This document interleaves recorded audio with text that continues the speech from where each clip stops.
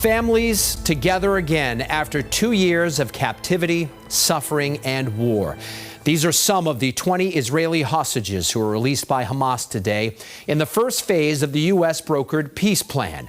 And right now, President Trump is on his way home to the United States after a brief visit to Israel and Egypt for the ceremonial signing and celebration of the agreement. Thousands of Palestinian prisoners and detainees were released. Crucial humanitarian aid is flowing into Gaza, and the Israeli military has pulled back. But already, both Israel and Hamas are resisting pivotal points in the next stages of the peace plan.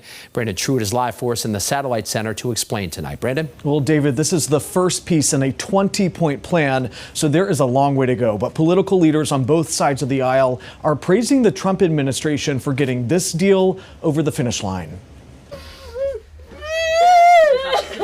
You could hear the anguish leave their bodies as the relief sets in. Families hugging their loved ones, exhaling for the first time in 2 years. Omri Moran hugging his wife and 2 girls. He last saw his youngest when she was just 6 months old.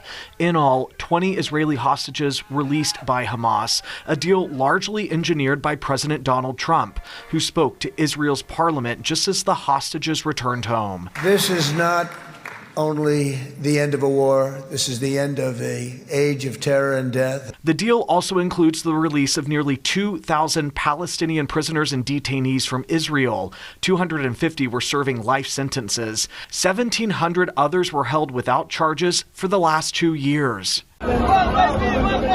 Freed Palestinians were brought home by the busload, greeted with packed streets, reunited with their children. Others simply broke down in tears.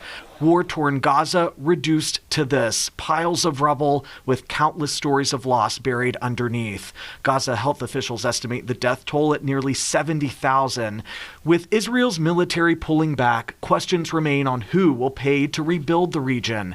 Experts estimate it will cost $53 billion. The president flying from Israel to Egypt, lobbying nearly 24 world leaders to commit to the cause.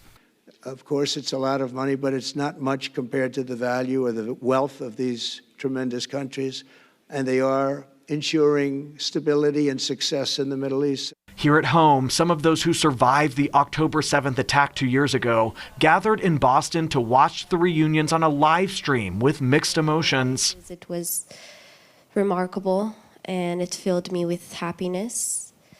And on the same time, I couldn't stop thinking about the people we lost to get to that day.